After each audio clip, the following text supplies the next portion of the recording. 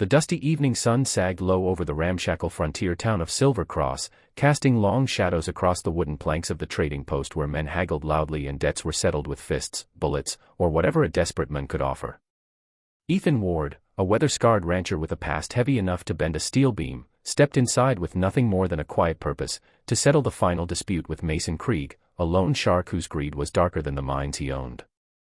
Ethan needed supplies before winter, and he had come prepared to pay in coins earned through sweat and honest work, but Mason never played fair. The man stood behind the counter with a grin that could freeze blood, his fingers drumming as if tapping out the misery of every soul he'd trapped. "Your payment's short," Mason growled, though he had counted twice and knew it wasn't. "Then what do you want?" Ethan asked, jaw tight. Mason lifted a hand, and from the room behind him stepped a girl, young, trembling, maybe 19 at most, her wrists bound lightly with rope, her brown hair tangled as if it had known nothing but fear for weeks. Her eyes darted like a bird trapped in a cage too small for wings. "Take her," Mason said coldly. "Payment for the debt." The words sliced the air like a blade, and Ethan took a step back, stunned. "I don't buy people," he said, voice deep and stern. Mason shrugged. "Then you don't walk out of here with your supplies. Winter will eat your ranch alive. Your call." Ethan turned away in disgust, refusing to participate in such cruelty, but then, something made him look back. Maybe it was the way the girl stood completely still, as though she no longer expected rescue. Maybe it was the quiet around her, the kind that forms around souls who've already surrendered hope. But when Ethan's eyes met hers, everything changed. He saw not just fear but a silent plea, the faintest spark fighting against years of darkness. He saw a life that had been exploited, used, traded like a worn-out object. And in that instant, something old inside him cracked, the same compassion that once drove him to save wounded horses and broken men before life's cruelty hardened him.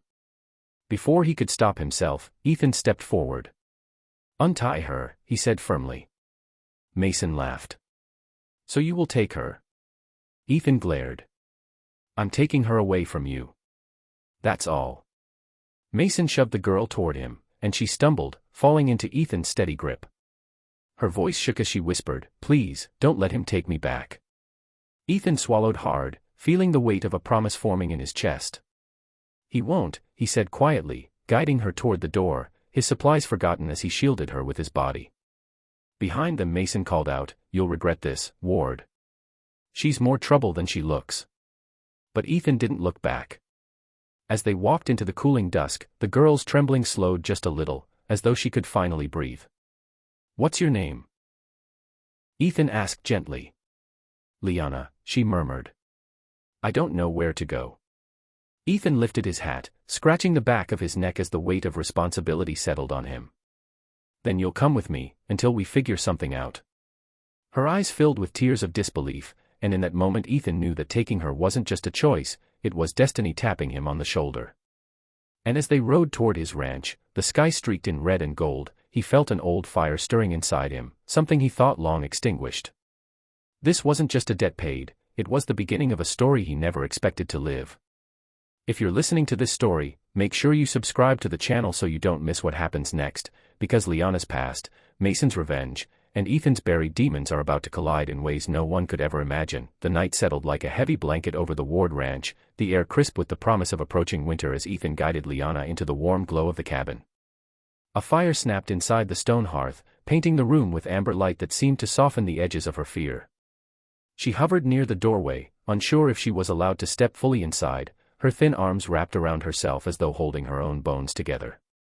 "You're safe here," Ethan said quietly, hanging his hat and setting aside his gun belt. Liana took a step forward, flinching at the sound of the wooden floor creaking under her feet. I've never been anywhere safe," she admitted, her voice barely holding together. Ethan felt something twist inside him. He poured her warm water, offered a blanket, and pointed toward the fire.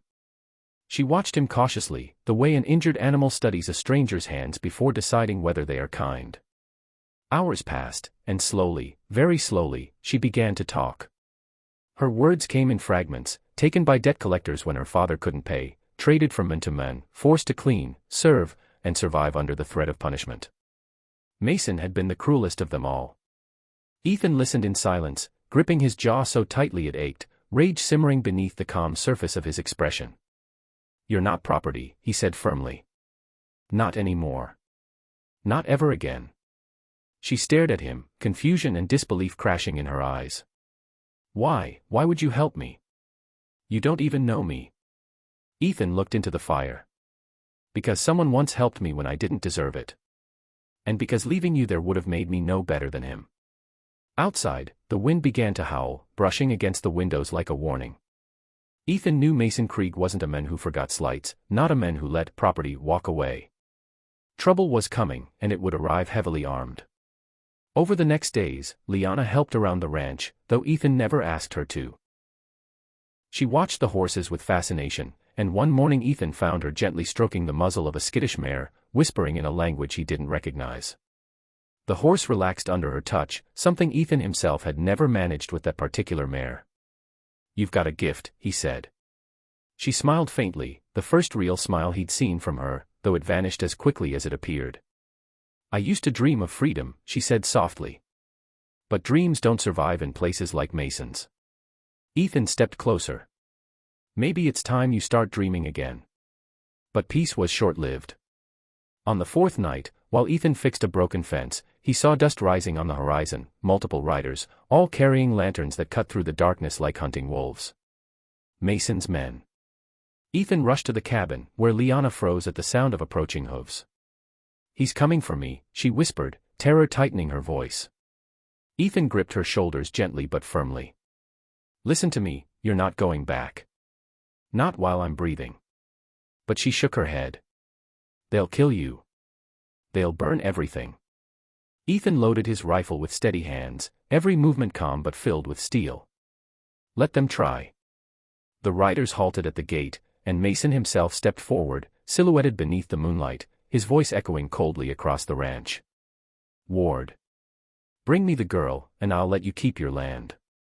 Ethan stepped onto the porch, rifle in hand, and shouted back, "You're not taking her. Not now, not ever." Mason's laugh slithered through the night. "Then you've chosen death." Liana rushed to Ethan's side, gripping his arm. "Don't fight for me," she pleaded. But Ethan shook his head. "I'm fighting because it's right." What followed was a standoff that crackled with tension, torches flickered, rifles aimed, horses snorted anxiously. One wrong move would ignite a war. And then Ethan spoke, his voice rising like a storm. "You think she's property," he shouted at Mason, "but she's a human being. The days of you owning people end here." Liana felt tears stream down her face, not from fear but from hearing someone defend her for the first time in her life. Mason snarled and raised his hand to signal an attack, but before he could, the sheriff's posse rode in from the east, lanterns blazing, having been tipped off by townsfolk who finally gathered enough courage to speak against Mason. In moments, Mason's men were surrounded. The sheriff leveled his rifle. "Mason Krieg," he announced, "you're done." Chaos erupted, shots fired, men disarmed, horses reared, but Ethan shielded Liana the entire time until Mason was finally dragged away, screaming threats into the dust. When silence returned, Liana collapsed against Ethan's chest, sobbing with relief as he whispered, "It's over. You're free." But Liana shook her head. "No, it's beginning." For the first time, she imagined a life not defined by fear. Maybe here. Maybe with him. And as the camera of this story pulls back and the night sky spreads over the ranch like a promise of new chapters ahead, we invite every listener, subscribe to the channel, because the next part of this journey, Liana healing, Ethan rebuilding, and two broken souls learning how to trust again, is a story you won't want to miss.